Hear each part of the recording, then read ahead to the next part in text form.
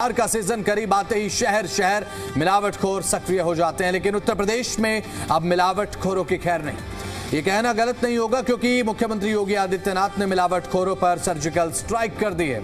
मुख्यमंत्री योगी आदित्यनाथ ने मिलावट के विरुद्ध एक युद्ध सा मानो छेड़ दिया और यही वजह है कि उत्तर प्रदेश सरकार ने 6 डेयरी प्रोडक्ट्स पर पूरी तरह से बैन लगा दिया है। अब ऐसे में तस्वीर लगातार आपके स्क्रीन पर हम दिखा रहे हैं। आपकी स्क्रीन पर वो तस्वीरें हैं जहां से नकली सामान बरामद किया गया। उत्तर प्रदेश में यहां पर एनालॉग पनीर पर पूरी तरह से बैन लगा दिया गया है। आजकल क्योंकि फेस्टिवल सीजन है, आपके घरों में मिठाइयां भी पहुंच रही होंगी और साथ ही आजकल जिस तरीके से अब उत्तर प्रदेश में घी, खोया, इन तमाम चीजों पर अब FSSAI और साथ ही अब लगातार फूड डिपार्टमेंट नजर बनाए हुए है, क्योंकि इस तरीके की चीजों का सेवन आपकी सेहत के साथ सीधा खिलवाड़ है। आपकी तस्वीरों पर, आपकी टीवी स्क्रीन पर जो तस्वीरें हैं, 6 डेयरी प्रोडक्ट्स बैन कर दिए गए हैं और उत्तर प्रदेश में एनालॉग पनीर पर पूरी तरह से फिलहाल बैन लगा दिया गया। अब सीधे तौर पर बात अगर करें, ये बहुत ज्यादा जरूरी भी है क्योंकि कई ऐसे फूड माफिया एक्टिव हो जाते हैं त्योहारी सीजन में जो महज अपने फायदे के लिए लोगों की सेहत को कुछ नहीं मानते। उत्तर प्रदेश में मिलावटखोरों पर सरकार अब पूरी तरह से सख्त हो गई है। नकली डेयरी प्रोडक्ट्स पर लगातार एक्शन जारी है और एनालॉग पनीर बेचने पर कार्रवाई को अंजाम दिया जाएगा। क्रीम, घी, छेना और समेत 6 चीजें ऐसी हैं जो बैन कर दी गई हैं। जहरीले केमिकल्स पर बैन लगा दिया गया है और मुख्यमंत्री योगी आदित्यनाथ की तरफ से भी सीधा आदेश है कि लोगों की सेहत के साथ खिलवाड़ बिल्कुल भी बर्दाश्त नहीं किया जाएगा। नतीजन उत्तर प्रदेश में फूड माफिया पर लगातार एक के बाद एक शिकंजा कसा जा रहा है। एनालॉग पनीर पर अब कार्रवाई होगी। पनीर अगर ये वाला बेचा तो जिस रेस्टोरेंट्स में ये पनीर बेचा जाएगा, जिन डेयरीज पर ये पनीर बेचा जाएगा, तो कार्रवाई जरूर होगी और कड़ी कार्रवाई होगी। तो बड़ी जानकारी आप तक साझा करें। नकली डेयरी प्रोडक्ट्स पर लगातार एक्शन जारी।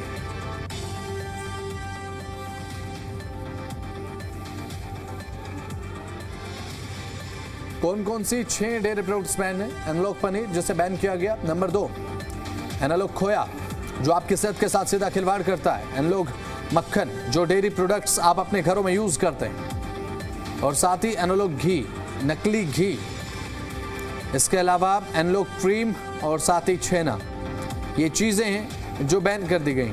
आप अपने घरों में जब ये चीजें लेकर आते हैं, थोड़ा सतर्क रहें, एक अच्छी जगह से चीज खरीदें, एक ऐसे रेस्टोरेंट पर ना जाएं जहां पर आपको सस्ते दाम दिखाई पड़ते हैं। अब पकड़े जाने पर यूनिट का लाइसेंस भी सस्पेंड होगा और गंभीर धाराओं में सीधे FIR होगी, क्योंकि पिछले कुछ समय में भी हम लगातार ये देखते आए हैं कि पिछले कुछ समय में लगातार इस तरीके की घटनाएं देखने को मिली है। 10 लाख का जुर्माना, 30 साल की जेल का प्रावधान है अगर इस तरीके से लोगों की सेहत के साथ खिलवाड़ करते हुए कोई भी डेयरी संचालक पाया जाता है। पकड़े जाने पर यूनिट का लाइसेंस भी सस्पेंड हो सकता है। गंभीर धाराओं में सीधे FIR होगी। अब अगर मिलावटखोरी हुई, चाहे बात यहाँ पर मिष्ठान की हो, चाहे बात यहाँ पर डेयरी प्रोडक्ट्स की हो, अगर लापरवाही यहाँ पर नोट की गई फूड सेफ्टी विभाग की तरफ से, तो कार्रवाई के लिए तैयार रहें। मिलावटखोरों पर योगी की स्ट्राइक। उत्तर प्रदेश में मिलावटखोर अब, क्योंकि पिछले कुछ समय से लगातार हमने देखा जिस तरीके से घटनाएं कई सामने आई हैं, लेकिन उसके बाद अब प्रशासन भी पूरी तरह से अब सतर्क हो चुका है।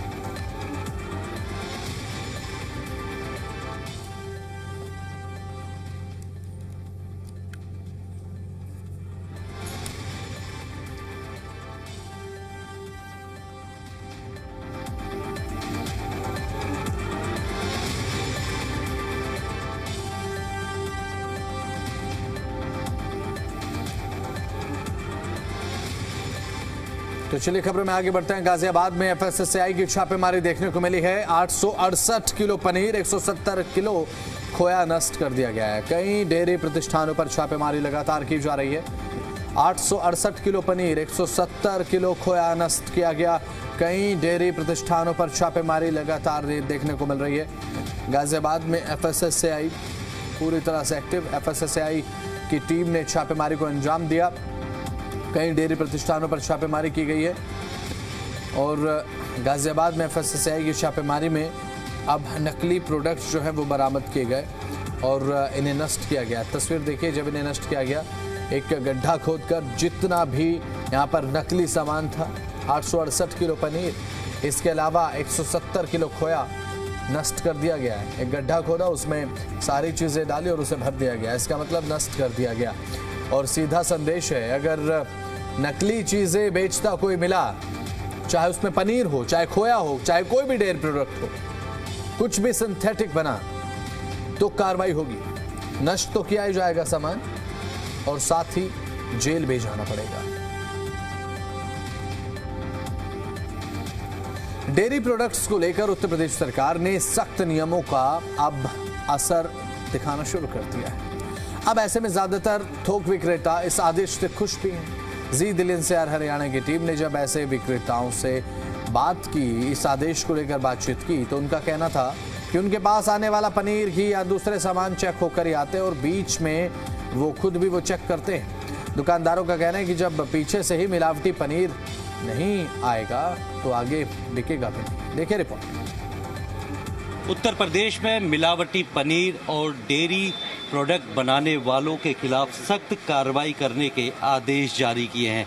खासकर उन लोगों के खिलाफ बीएनएस की धारा में एफआईआर भी दर्ज होगी जो कि नकली और मिलावटी पनीर बना रहे हैं, अलग अलग जगहों पर अपनी फैक्ट्री खोलकर बैठे हैं और लोगों की सेहत से खिलवाड़ कर रहे हैं। इस वक्त हम गाज़ियाबाद के पुराने बस अड्डे की जो एक सब्जी मंडी है, वहाँ पे थोक विक्रेता हैं मंसूर अली, उनके दुकान पे मौजूद है और यहाँ से होलसेल का काम होता है। और आप ये देख सकते हैं कि कितनी तादाद में यहाँ पर न सिर्फ पनीर बल्कि दही और बाकी डेयरी प्रोडक्ट भी है।